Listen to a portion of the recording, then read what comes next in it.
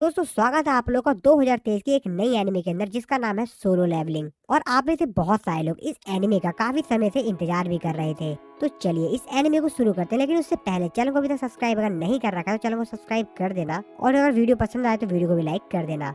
Solo levelling के episode number 1 की शुरुआत में हम लोग अपने मेन कैरेक्टर को देखते हैं जो कि काफी ज्यादा घायल होता है, जिसके बाद वो बताता है कि मेरा नाम सांग जिन वू है और मेरी रैंक ई है, यानी कि मैं ई रैंक का हंटर हूँ। और हंटर गिल्ड के अंदर मेरी जो रैंक है वो सबसे लोएस्ट है और मैं सबसे कमजोर हंटर हूँ। और मैंने कभी भी नहीं सोचा था कि मेरे साथ कुछ ऐसा होगा। हाँ, मैंने ऐसा कभी नहीं सोचा था। जिसके बाद यहाँ पर उसके ऊपर काफी सारी चीजें जो यहाँ पर अटैक करती हैं और इस तरह हमारा ये सीन कट होता है। अगले सीन में हम लोग यहाँ पर एक सिटी को देखते हैं जहाँ पर हमारा मेन कैरेक्टर अभी भी बस से उतरा होता है। जिसके बाद वो बताता है मैं एक ई रैंक का हंटर हूँ। हालांकि मेरे को अपने आप को भी एक हंटर कहते हुए शर्म आती है। मैं काफी ज्यादा कमजोर हूँ और मेरे पास किसी भी प्रकार की कोई भी रीजनरेशन एबिलिटी भी नहीं है। और मैं जितनी बार भी डंजन के अंदर जाता हूँ हर बार घायल होकर ही बाहर आता हूँ, और कई बार तो मैं मरते मरते बचा हूँ।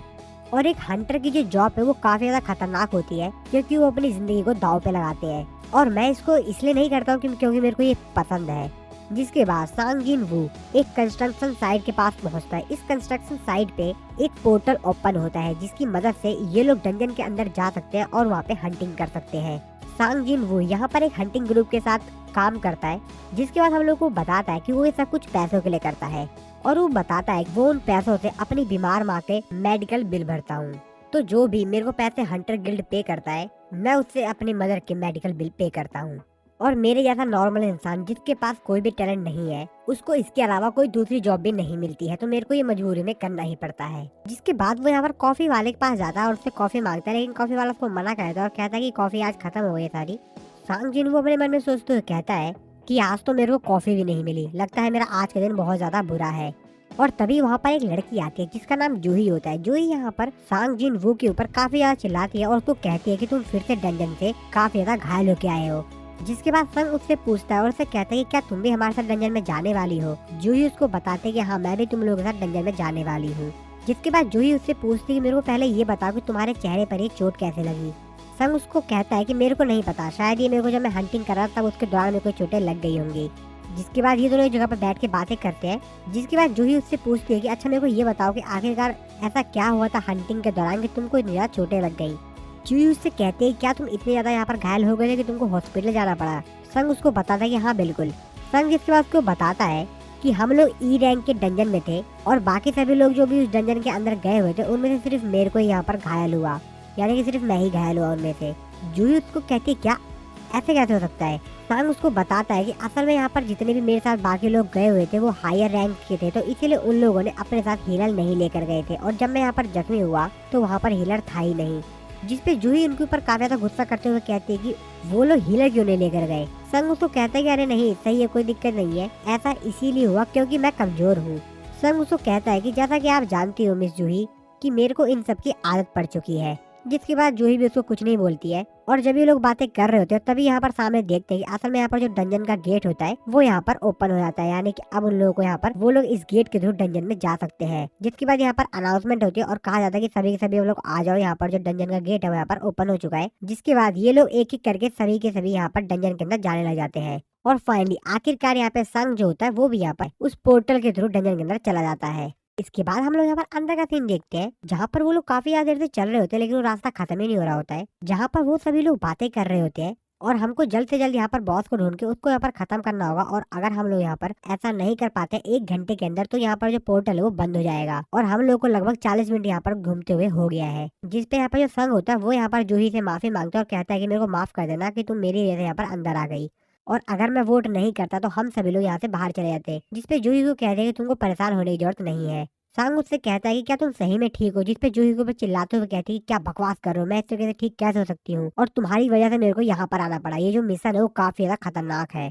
क्या ये तुमको पता है कि मैंने अपने कितनी ज्यादा हीलिंग पावर का इस्तेमाल किया तुमको हील करने के लिए, और फिर भी तुम यहाँ पर डंजन में आ गए फिर से यहाँ पर बॉस को मारने के लिए, और अगर तुम फिर से यहाँ पर जख्मी हो जाते हो घायल हो जाते हो तो मैं तुमको किस तरीके से हील करूंगी। जिस पे संग कहता है कि असल में यहाँ पर इसी वजह से जिंदा हूँ क्योंकि ये एक बी रैंक की हीलर है जो कि मेरे को हरदम फ्री में यहाँ पर हील कर देती है। जिसके बाद ये दोनों आपस में थोड़ी बहुत और बातचीत करते हैं। इसके बाद चलते चलते ये लोग यहाँ पर एक जगह पे पहुंच जाते हैं जिसके सामने एक बहुत बड़ा सा दरवाजा होता है। उनका लीडर उनसे कहता है कि मेरे को लगता है कि इस दरवाजे के पार बॉस है, जिस पर उनसे एक बंदा कहता है कि यहाँ पर अगर ये बॉस का रूम है तो ये ज्यादा खतरनाक क्यों नहीं लग रहा है, डरावना क्यों नहीं लग रहा है। यहाँ पर तो काफी सारे मॉन्स्टर्स होने चाहिए थे आसपास, लेकिन ऐसा कुछ भी नहीं है। क्या सही में ये बॉस का रूम है भी या नहीं।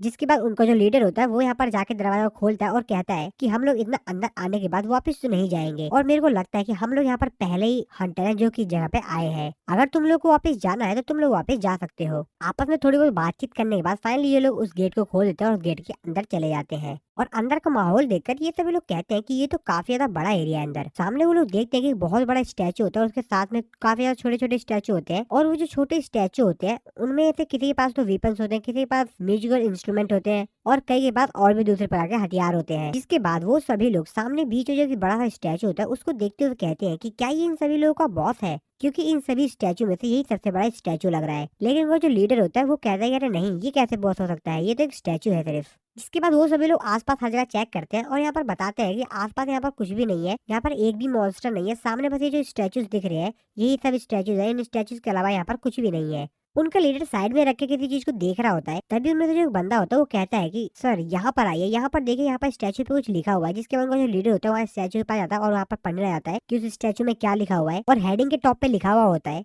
कार्थीनो टेम्पल्स कॉमेंडमेंट्स। जिसके बाद वो एक एक करके तीनों को तीनों यहाँ पर जो कॉमेंडमेंट्स लिखे होते हैं उसको यहाँ पर पढ़ना शुरू करता है।